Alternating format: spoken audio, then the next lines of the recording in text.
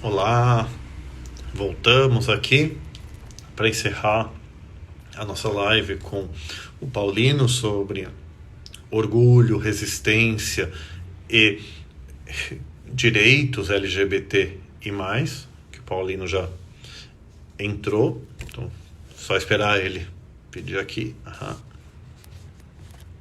Aqui, autorizar o Paulino a entrar. Aí a gente termina aqui a nossa live. Acabei de salvar a primeira parte já no IGTV. Então, estava falando aqui que Consegue, acabei de. consegue me ouvir agora e me ver? Tô sim, agora tá normal. Pronto. Acabei de Oi para salvar. todo mundo. Oi para todo mundo. Caí, mas passo bem. Eu coloquei na minha descrição do folder que provavelmente eu ficaria infartado depois, né, de estar com Paulo, porque eu até brinquei, eu digo, gente, é um sonho de princesa, né, encontrar com Paulo, porque é uma pessoa que você lê, é uma pessoa que você admira, é uma pessoa que você ouve, é uma pessoa que lhe representa e é alguém acessível. Então eu fiquei muito emocionado, perturbei tanto esta criatura, né, durante alguns dias. E ele gentilmente sempre me respondeu, sempre me deu feedback, se esforçou e eu acompanhei o que foi Paulo Iotti durante a pandemia e, sobretudo, durante esse mês de junho, fazendo mais de uma live por dia, ocupando espaços que são necessários serem ocupados, sendo porta-voz de grandes causas e lutas, né? Então, eu queria antecipadamente deixar a minha mensagem de gratidão, de admiração e dizer que você é um orgulho para o nosso país, para o tempo de hoje, para os nossos estudantes e para os colegas professores. Eu falo isso de forma muito emocionada, porque é como se eu tivesse de frente com Maria Bethânia, que é meu ídolo, né, meu ícone, e, enfim, eu jamais pensei que, estando aqui no semiárido paraibano, é, começando essa carreira docente, eu tenho uma experiência curta, estou há 9 anos na estrada, mas somente agora comecei a me redescobrir e a querer investigar essas coisas também. E logo de cara encontrar figuras assim tão expressivas e tão importantes para a minha formação. Então, que fique registrado o meu agradecimento público, não só pelo Pauliotti profissional de excelência, que tem um currículo Lattes maravilhoso, o meu é grampeado em 2 folhas, viu, gente? Mas ele tem um currículo maravilhoso, mas o Paulo, ser humano, engraçado, divertido, gentil, generoso, né, que abriu as portas do seu canal para que eu pudesse estar aqui também.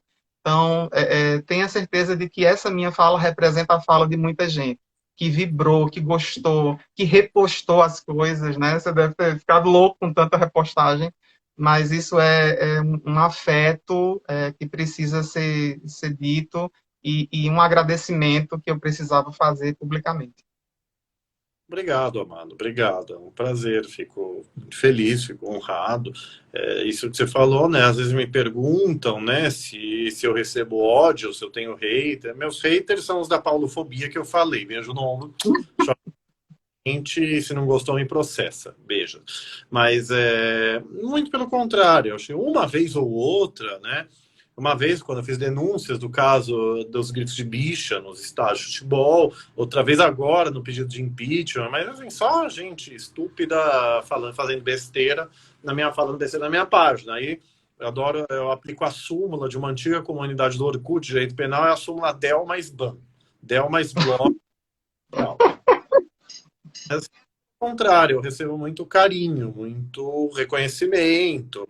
Nesse da homotransfobia, até uma coisa que me surpreendeu é porque eu estava lá preparado para falar o juridiquês do juridiquês, que eu estava no Supremo. Quando eu estava no movimento, eu entrei em 2009, mas em 2010, né, atuando com os amigos, o Luiz Arruda, meu maravilhoso querido amigo, que é do GAD, das Mães pela Diversidade, eu brinco, é o príncipe encantado do movimento LGBTI paulista. A gente brincava, porque eu falava, as pessoas não me entendiam. Eu subia na tribuna para falar, o Luiz me traduzia. Eu nunca entendi isso, eu ficava horrorizado. Dizem que eu melhorei, viva. mas o que me surpreendeu foi que a minha fala foi a melhor entendida e divulgada. Que eu acho que até uma prova, né? Alexandre, que me perdoe, mas é a teoria do Alex, o discurso é um discurso prático geral, né? Quer dizer, é o famoso direito a bom senso, mas é um bom senso, vírgula, limitado pela lei, pela jurisprudência e pela dogmática. Então, tinha umas partes jurídicas lá, mas, então, quer dizer, quando minha fala foi muito bem compreendida, gostou, eu recebi centenas de mensagens de carinho, foi muito legal quando eu posto dessas ações, né? Ontem, quando eu postei, indignado com um cidadão que é professor, tem livro, dizendo que o Supremo fez analogia na decisão do outro.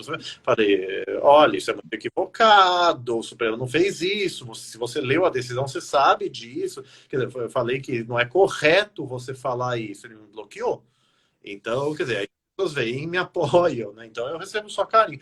Na união homoafetiva, que não era tão conhecido, eu lembro muito um amigo meu, Dário Neto, né, que ajudou a fundar o ENUDISG hoje, né, Encontro Nacional Universitário da Diversidade Sexual e de Gênero, que ele falou, né, que eu falar no Supremo, né, quer dizer, mostra que com dedicação, muito estudo e um quê de teimosia, você chega longe, né, ao invés de enquanto outras pessoas só, enfim, querem promover a si mesmas, é mais ou menos o que ele falou. Então, é um pouco isso. Paulo, existem perguntas que você não tem mais paciência de responder?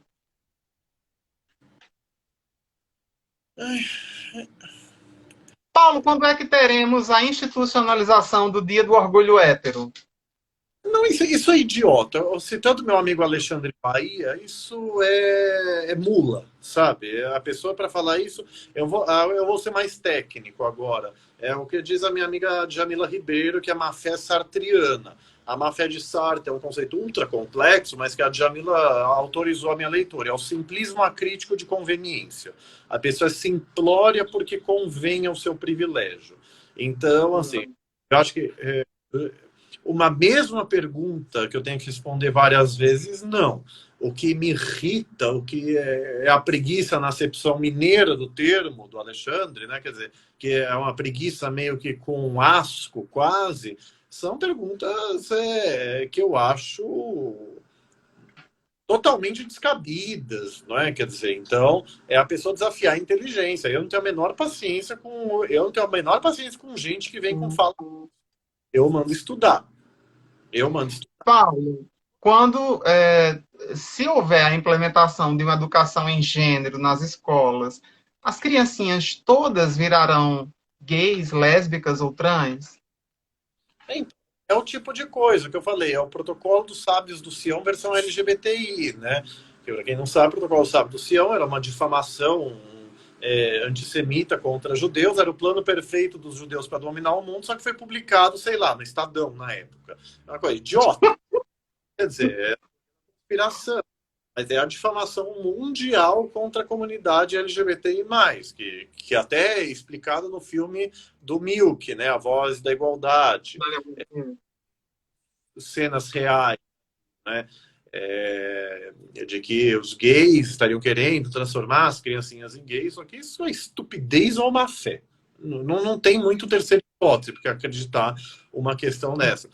As escolas têm o que a gente quer é que as escolas ensinem as crianças e adolescentes em que existem pessoas LGBTI+, que a criança LGBTI existe, as mães pela diversidade falam muito disso, com razão, sei que eu sou gay desde os 7 anos, quer dizer, a criança não tem essa terminologia na mente, mas o menino quer andar de mão dado com outro menino, a menina com a menina, naquele afeto lúdico que se acha normal entre meninos e meninas.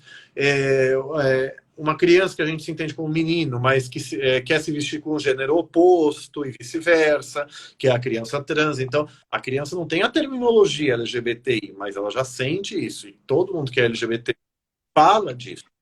Então, é ensinar que existem pessoas LGBT. Paulo, eu não sou homofóbico. Eu tenho até amigos que são gays.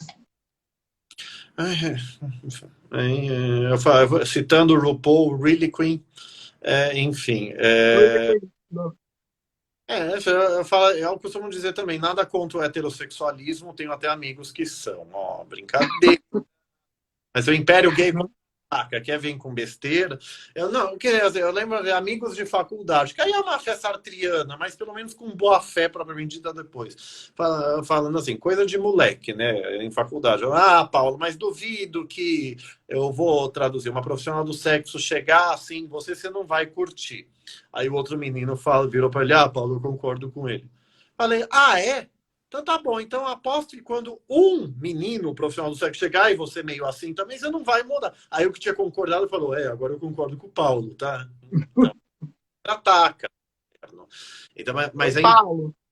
não param para pensar, quer dizer, como assim orgulho hétero? Quer dizer, orgulho branco? Quer dizer, a pessoa não tem que entender o orgulho identitário do jeito que eu falei, mas assim, quem que luta por orgulho? Alguém que é de um grupo discriminado. Aonde que o hétero é discriminado? Talvez você possa mandar uma carta para o ministro João Otávio de Noronha, presidente do Superior Tribunal de Justiça, que uns anos atrás deu uma entrevista, foi fazer uma brincadeira tosca, e fala assim, que estou me sentindo discriminado por ser hétero, né? Quer dizer, estou quase me sentindo discriminado por ser hétero, pelos direitos LGBT que estão sendo reconhecidos. Eu escrevi um artigo duríssimo justificando, falando que direito você está tendo negado?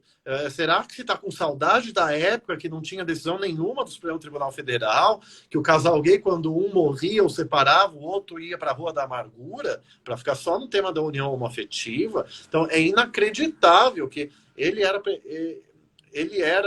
não sei se do Conselho da Justiça Federal, ele não era presidente do STJ ainda, mas era um cargo já alto. Como que alguém, nesse cargo, e o João Otávio de Noronha deu uma decisão a favor da união estável homoafetiva, inclusive.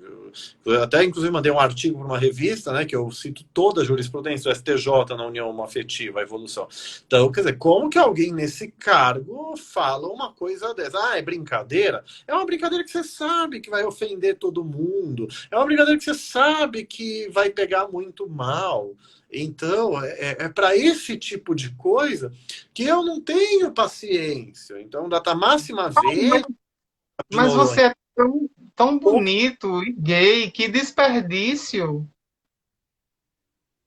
Então, é outra coisa estúpida de se falar. Eu falo, que é parecido com você nem parece gay. Eu falo, não diga isso. Isso é o aspas negro de alma branca, fecha as versão gay. Então, e o pior é que isso é a questão do preconceito estrutural, Exato.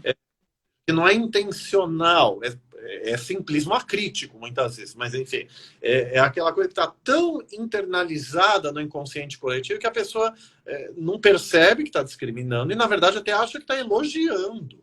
Então, Uhum. com elas. Então, preciso, eu acho que a gente tem que ter paciência, tem que sentar, tem que explicar. É uma coisa que não me afeta diretamente, né? Outro dia eu vi um amigo, a gente falando, né? Ele falou, e por que aspas? Me judiou muito, fecha aspas. Eu falei, só me permite um conselho, ele não usa esse termo, ele é visto como antissemita pelos judeus. Aí a pessoa, nossa, Paulo, verdade. Até já me falaram, esqueci, nunca mais vou falar isso. Eu acho ótimo. Assim, falo, quer dizer, a pessoa, todo mundo, é nesse sentido que se fala que todo homem é machista, todo hétero é homofóbico, todo branco é racista contra negros, porque é no nível estrutural, não Uhum. quem é no intencional também, claro, mas assim, todo mundo já falou alguma besteira dessa, já caiu numa dessas, né? Quer dizer, quando que as pessoas vão entender que o quartinho de empregada é uma reminiscência da senzala? Isso é o movimento negro que fala, né? A doméstica. O Gessé Souza, tem autores melhores, mas enfim, eu li o Gessé Souza fala, a classe média compra o tempo livre dos seus filhos. Por quê? Paga para uma empregada doméstica para o filho poder só estudar, mas paga tão pouco que a doméstica não pode nem contratar uma doméstica. Não, na Europa, vai contratar uma doméstica assim, você paga 2.000 euros nos Estados Unidos, então, se quiser. Então, o que seria o valor certo para você fazer isso? A Djamila Ribeiro fala muito bem como querem desqualificar o trabalho doméstico, fazendo, minha assessora do lar, secretária do lar, ou seja, lá que. Então, quer dizer, são coisas imagina, as pessoas não percebem disso, você fala, elas acham que você está exagerando. Eu acho eu até acho que quando a pessoa responde dizendo que você está exagerando, aí você tem que mandar estudar e, dependendo, pastar. Porque aí a partir do momento que você explica, a pessoa insiste, aí deixa de ser má fé sartriana para se tornar má fé propriamente dita. Pelo menos em muitos casos. Então, eu acho que o básico do direito de minorias, de direitos humanos, é a empatia.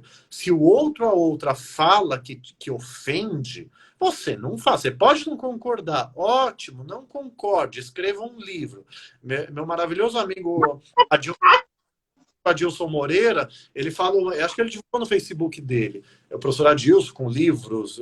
Ele estava aqui, professor Adilson, sou super fã. Ele estava aqui, eu vi ele entrando. Ave Maria, adoro, racismo recreativo, adoro, adoro, maravilhoso.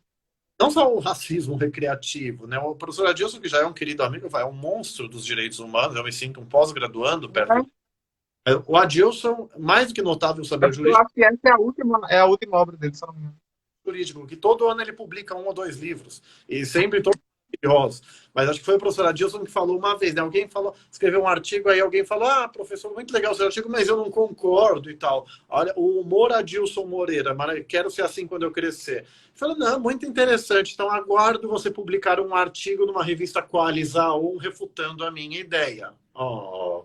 Então, quer dizer, que demora mais de um ano para publicar, inclusive. É outro problema.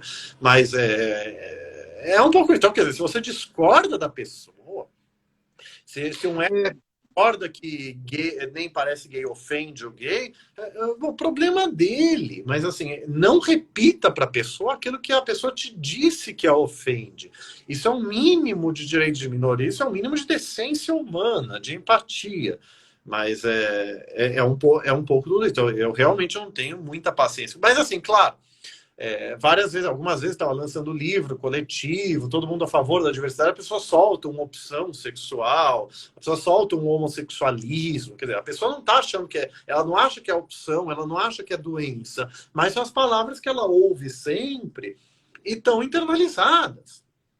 Então, quer dizer, todo mundo passa por isso. Eu acho que a gente tem que explicar o problema disso é o que a Djamila Ribeiro, na verdade, várias feministas, pessoas do movimento negro falam, é assim, que eles acham que, a Djamila fala que eles acham que ela é a wiki preta, né? Quer dizer, então, que a pessoa tem dúvida, liga para ela, pede para ela explicar. Não, amigo, pesquisa. O Luiz Arruda, que eu falei, falou que vai criar, que tem o Wikibiba também, que eles querem falar com a gente.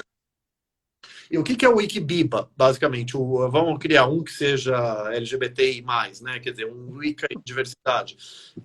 Uma vez uma pessoa, eu não tive problema nenhum em escrever, mas eu fiquei chocado. A pessoa falou, olha, eu trabalho numa secretaria tal, uma secretaria governamental X, não lembro se municipal ou estadual, e assim, eu precisava falar de coisa LGBT, mas assim, você sabe me dizer quais são, se tem datas de visibilidade, se tem dados estatísticos? A criatura não sabe, nem sabia da existência do Grupo Gay da Bahia, da ANTRA, menos ainda, né? Associação de Travestis Transsexuais.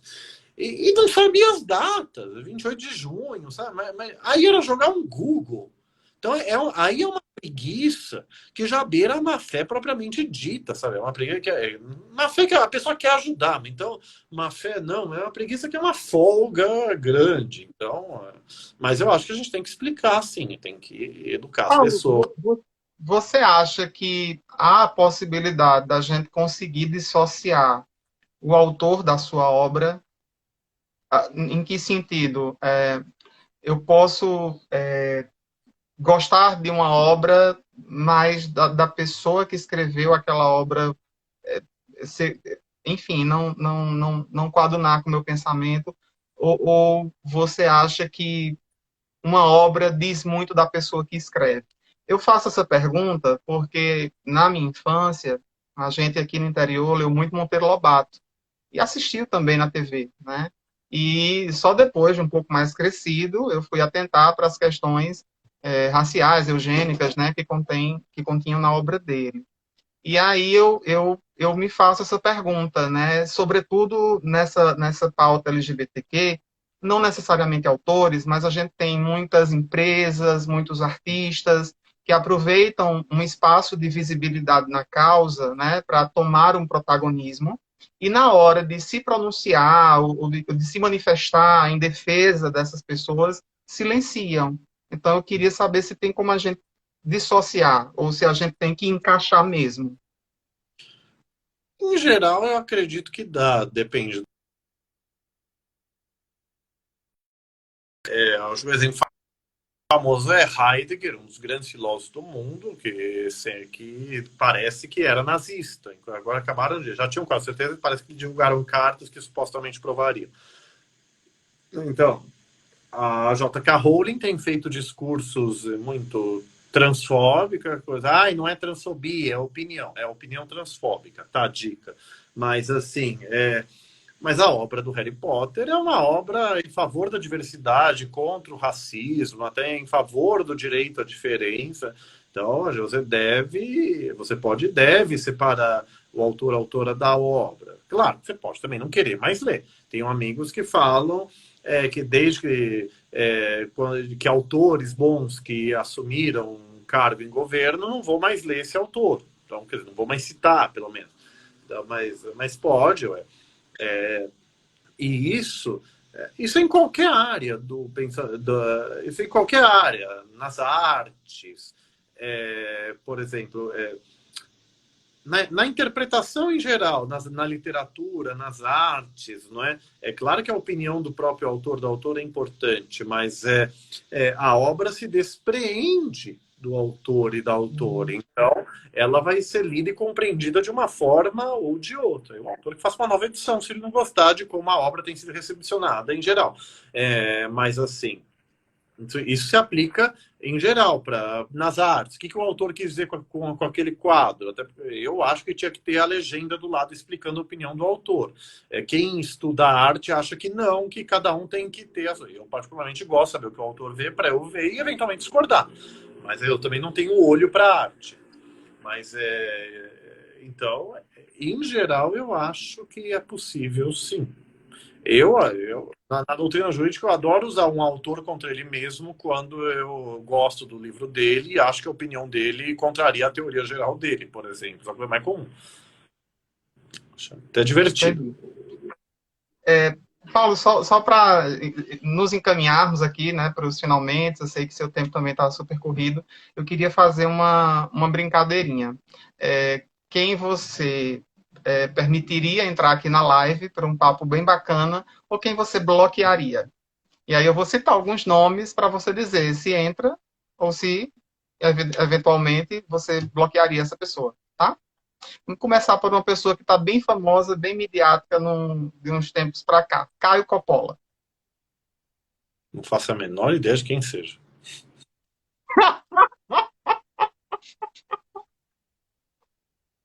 Adoro, adoro. Suzana Vieira. Depende do momento, né? Quer dizer, não tem a terceira opção sem bloquear? Não convido. Deixa na geladeira. As personagens da Suzana eu aceito, tá? Mas enfim, de vez em quando ela acho que exagera. Mas a Suzana, não sei se eu tô sendo injusto, mas enfim. Não bloquearia. Eu acho. Suzana é meio um exemplo de autoestima, né? Porque ela diz: eu só levo eu e o meu talento, né? Suzana, é que eu não lembro agora se ela teve alguma fala problemática, mas nesse ponto ela é divertida. Então, ponto eu convido ela e a gente ri muito junto. Aí eu ia soltar meu bordão, né? Eu falo, se eu não sou perfeito, ela ou alguém vai ser. Ah, brincadeira. Então, quer dizer, é boa a autoestima dela. Tá. Nossa queridíssima namoradinha do Brasil, Regina Duarte. Locke, inconstitucional.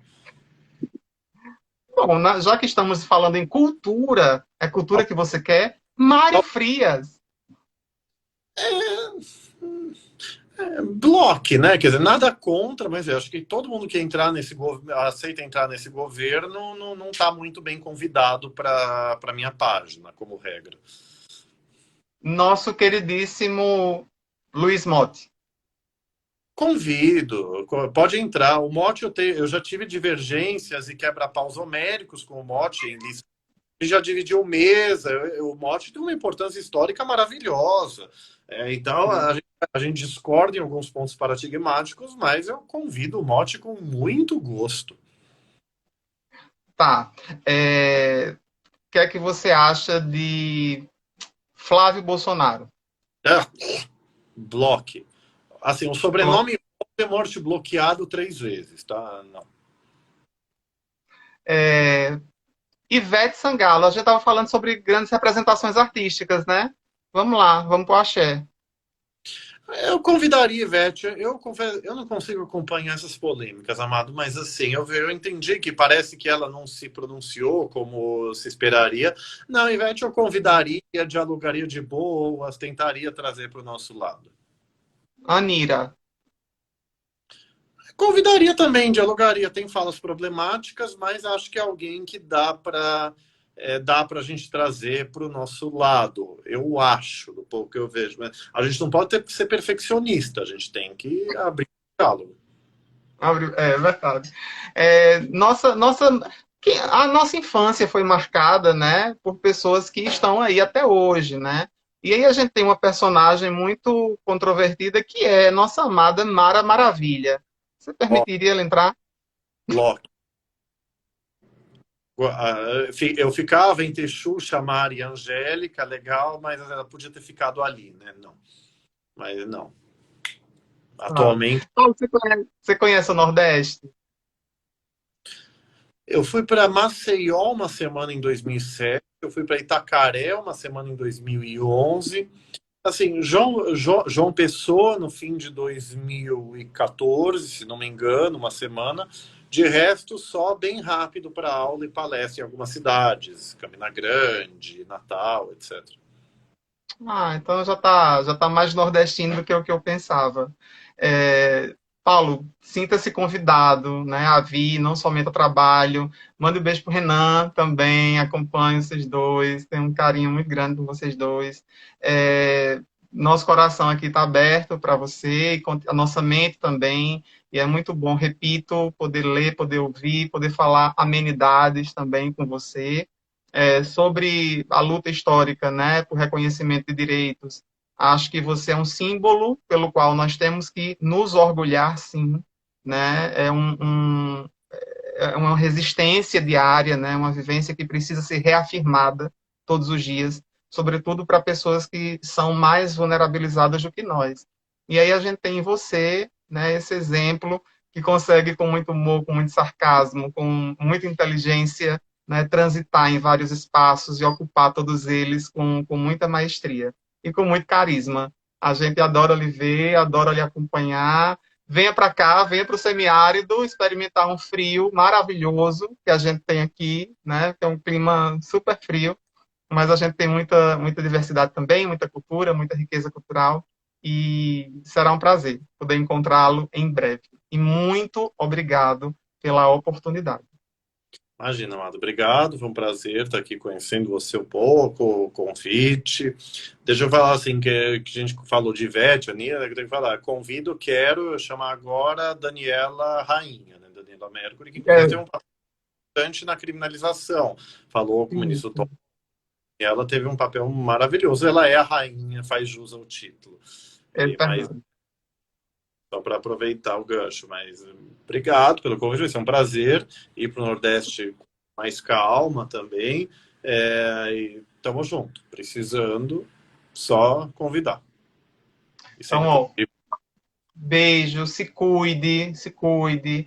Espero que a gente consiga sobreviver bem a essa pandemia e que a gente saia mais fortalecido e que a gente se orgulhe muito de ter alcançado esses postos e sirva de exemplo para outras pessoas e outros jovens que veem em nós uma certa representatividade, um exemplo, né, um caminho.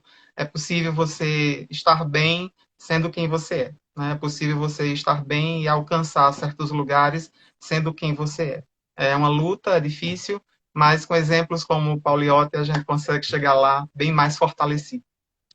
Obrigado, amado. Obrigado de coração. Um beijo. Beijo, beijo. Tchau, tchau.